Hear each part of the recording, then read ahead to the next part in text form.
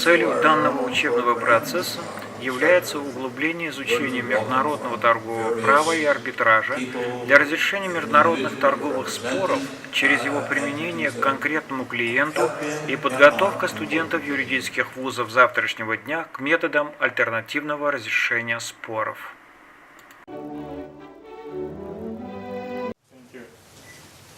My name is Timothy. In this case, I represent the respondent, and my speech will take me 14 minutes, and I will have 1 minute for rebuttal.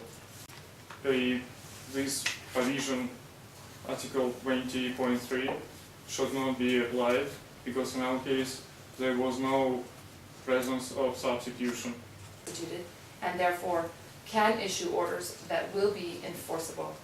And second, claimant has not breached any duty of confidentiality. Possess the qualities as held out by way of sample. At this time, if the tribunal would turn its attention to page 12 of the record, claimant's... My name is Anna, and I'm representing respondent. Respondent respectfully requests the tribunal to find that, first, respondent didn't breach its obligations and provided the square in conformity with the contract, and second, claimant lost its right to rely upon the alleged lack of conformity of the goods because... You take a deep breath, you made it through the first round, that's excellent. And yeah, you survived Vienna on the Saturday morning, that's very good. And I think we'd like to help you through the start. We'll start with Timofey. Yes, I think altogether you did a great job, very well done. You clearly knew the facts and the law. You were very well prepared. Up here, I like it better when you did a really nice job. I very much enjoyed it. Thank you. Thank you. Okay.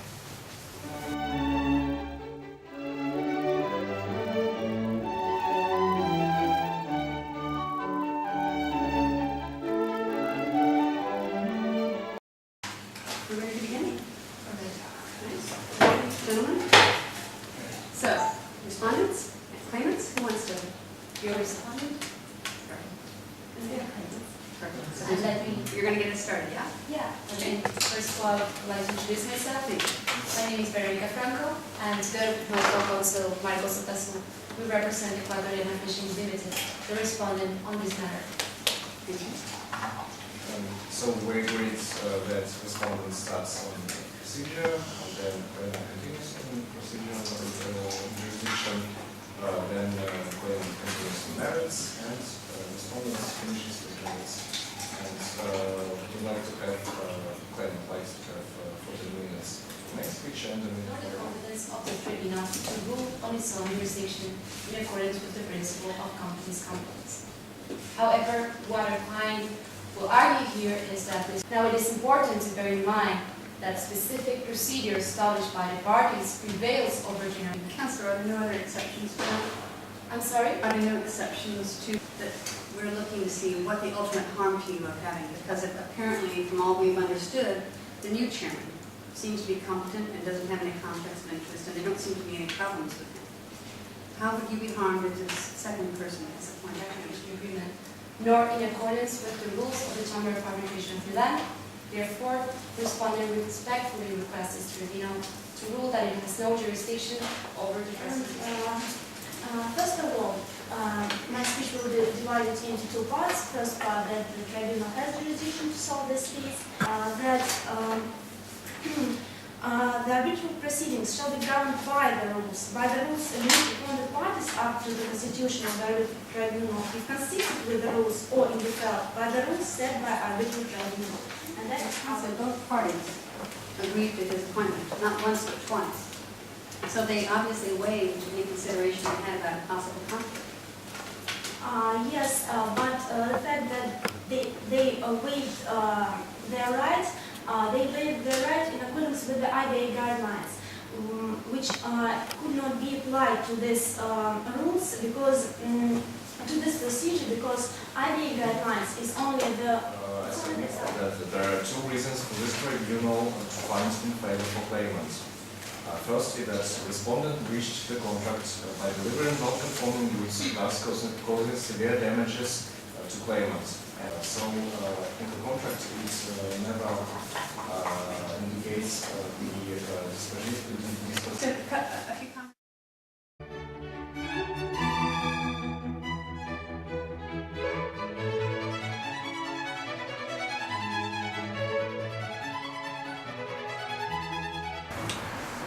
Good morning, everyone.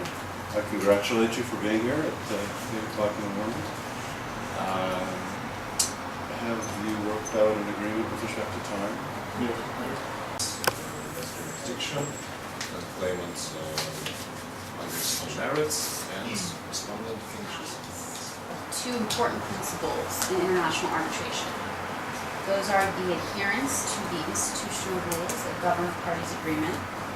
Waiver. So it is my reading of the facts that basically the rejection of Mr. Y in the first place had to do with his independence, with reasons of his independence. So There is nothing that binds the council to this waiver. However, because as institutional arbitration becomes more widespread, the parties, these relationships are going to be... Statement of independence, and the second condition that there were no comments from the parties. So, the first condition was not clearly followed, because the statement of independence from Malcolm Y is clearly qualified, since it does comply the lack of independence and the lack of impartiality. That is why... Because small squid is not usable as bait at all, because fish is just not interested in the squid. And long-liners could not use the squid as bait.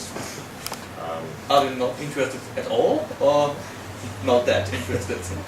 Remember, 13% of this catch could be used as bait. So it was possible for respondents to deliver such squid. Furthermore, there is no standard time limits for notification of the lack of conformity, and it is completely up to the tribunal to decide.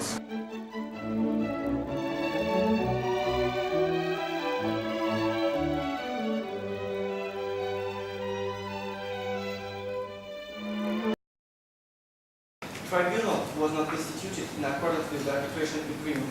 Therefore, the tribunal has no authority to resolve this case.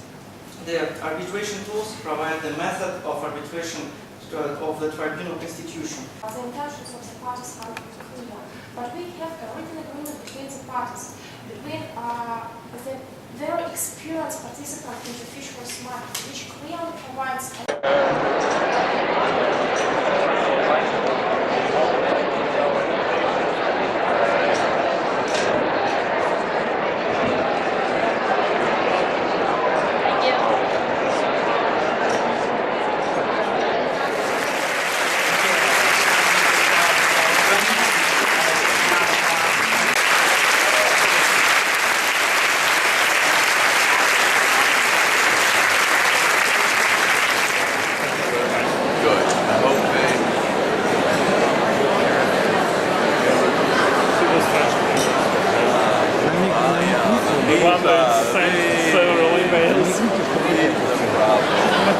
At least you got them.